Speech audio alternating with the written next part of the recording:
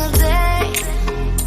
I'm gonna make. Dear students, today we will discuss about the topic changing the layout of a chart. Means how can we change the layout of a chart in a MS Excel.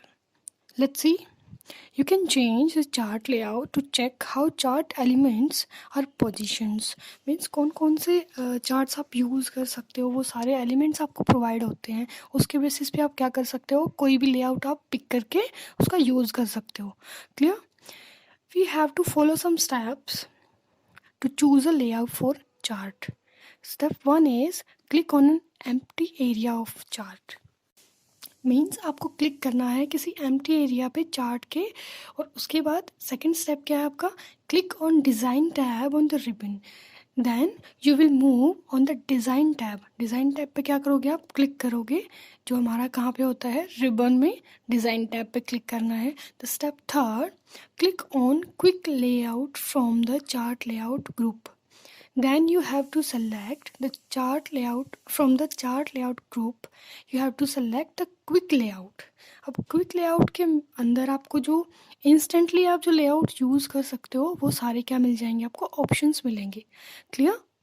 So the next topic is how can you change the chart title in an MS Excel. We have to follow some steps. The step 1, click the title you want to change.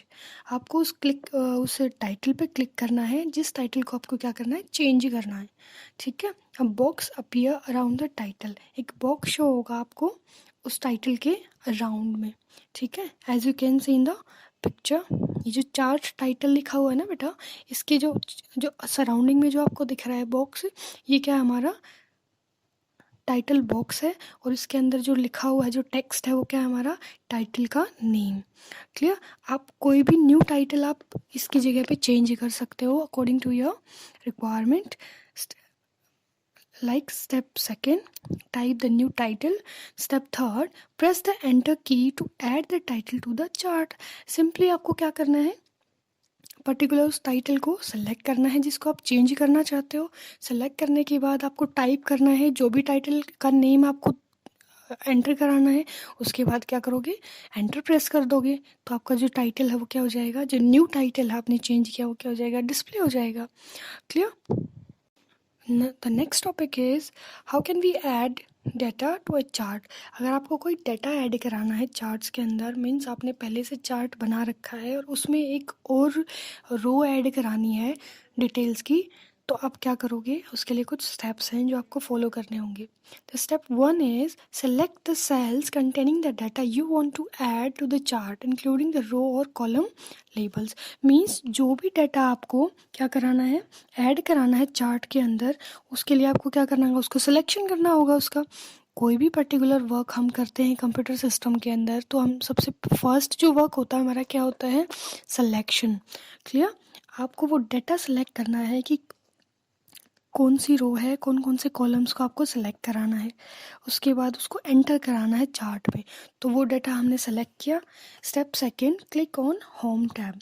Step second में आपको क्या करना है, home tab पे click करना है. Clear? सो जैसे हमने डाटा को ऐड किया है चार्ट के अंदर, एंटर पे क्लिक करके उसी तरह हम क्या कर सकते हैं, सिलेक्शन करके उसी तरह हम क्या कर सकते हैं, डिलीट कर सकते हैं किसी भी डाटा को चार्ट से. How can we delete data from a chart? We have to follow some steps. The step 1 is click that data you want to remove from the chart. As like we have added data into the chart, we can also delete the data from the chart using some steps. First step में क्या किया, click करके किसी उस data को, जिस data को आपको रिमूव करवाना है चार्ट से, उसको आप क्या करोगे, फर्स्ट स्टेप क्या बताया था मैंने, सिलेक्शन. तो सेलेक्ट करोगे उस पर्टिकुलर डाटा को चार्ट से. और सेकंड स्टेप आपका क्या हो जाएगा, press the delete key to delete the data from the chart. Obviously जो सिलेक्शन है उस पर हमारा क्या करेगा, डिलीट की क्या करेगी, वर्क करेगी. तो जितना भी सिलेक्शन हो रखा है तो उसको क्या कर देगा, वो डिलीट कर देगा. So be careful when you are using a delete keyboard key. Clear?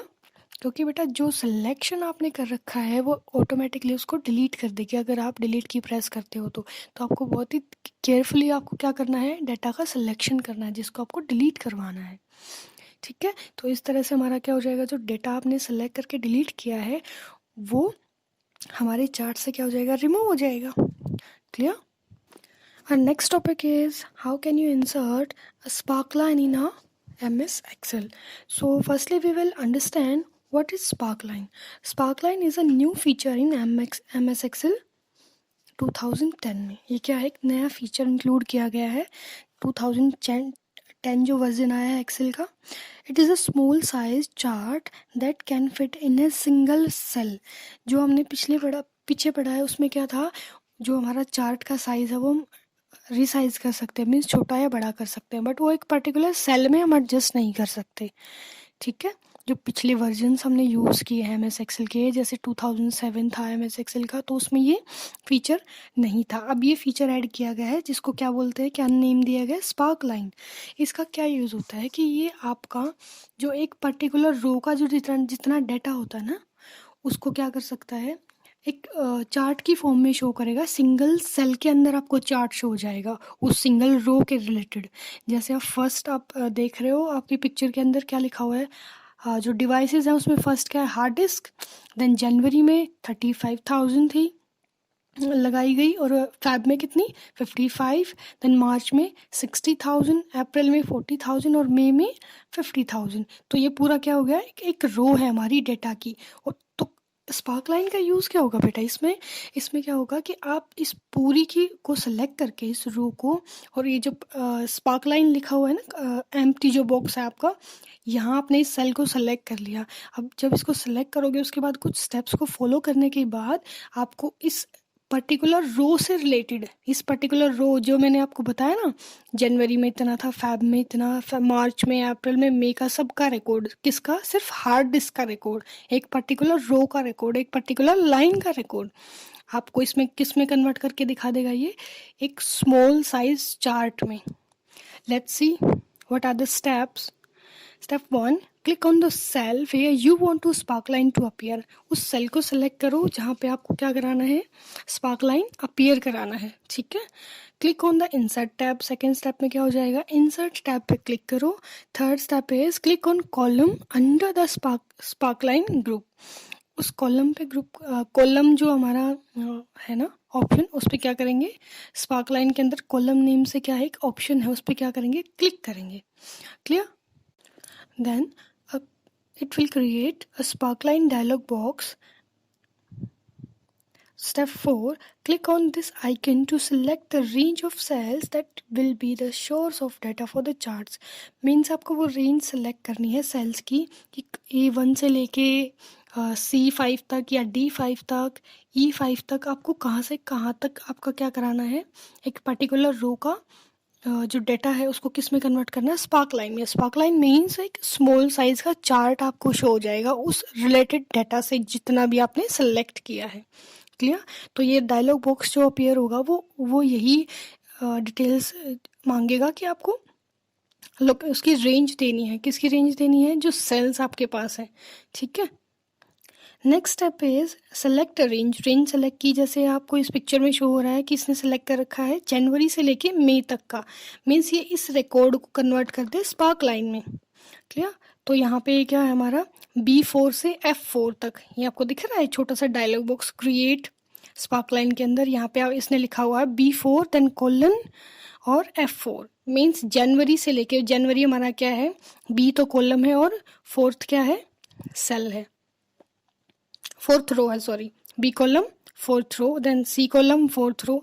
So B4 से लेके F4 तक का डाटा हमारा किस में कन्वर्ट हो जाएगा, स्मॉल चार्ट में, जिसको हम क्या बोलेंगे, sparkline. Clear students? Then you have to click on close button and your sparkline will be displayed.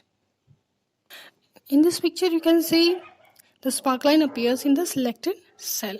This kind of dialog box will be appear. It will gather the information about the cell range, data range. Clear? Then you have to click on OK. Your spark line will be appear in the selected cell. Clear? So the next topic is how can you save the chart in a MS Excel. In MS Excel the chart can be saved in two ways. First is AMDIT charts. It is a chart object that is placed on a worksheet and saved with that worksheet when the workbook is saved.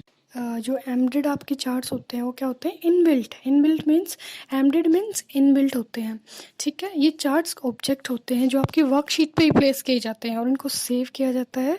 ये automatically save हो जाते हैं जब आपकी workbook को save किया जाता है। Clear? Second one is chart sheet. It is a sheet in a workbook that contains only a chart. और इसके अंदर क्या होता है चार्ट शीट में कि आपका जो सिंगल चार्ट होता है वही उस शीट पे शो होगा. It is beneficial when you want to view a chart separately from workbook data. ये उस टाइम पे बेनिफिशियल होता है जब आप क्या करना चाहते हो, सिर्फ सिंगल पर्टिकुलर चार्ट को आपको शो कराना है आपकी जो वर्कशीट है उसके ऊपर. जो वर्कबुक का डाटा होगा वो आपका दूसरी शीट पे होगा. तो जब चार्ट शीट का हम यूज़ करेंगे तो उस टाइम पे सिंगल जो है आपका सिर्फ चार्ट शो होगा उस पूरी वर्कशीट के ऊपर. क्लियर?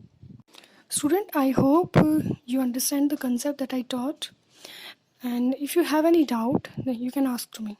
Thank you, students.